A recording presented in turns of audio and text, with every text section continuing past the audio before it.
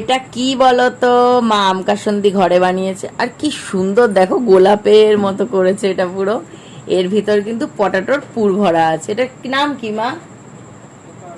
এর কোনো নাম নেই, এটা হচ্ছে একটা স্ন্যাক্স। আর গরম গরম চা দিয়েছে, দুধ চা।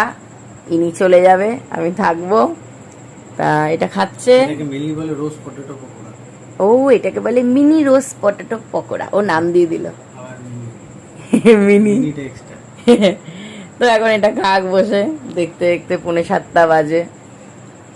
তারপরে উনি ডিনার করে আস্তে ধীরে বেরিয়ে পড়বে, চলে যাবে, আমি থাকবো। কেমন? আর কেউ জ্বালাবে না আজ থেকে কয়েকদিন। কি খুশি, খাও। বলো তো খেয়ে কেমন হয়েছে? ভালোই হবে। এসব ধরনের স্ন্যাক্স একটু ভালো লাগে খেতে, বেশ মুচমুচে। ভালো হয়েছে। খাও মন দিয়ে।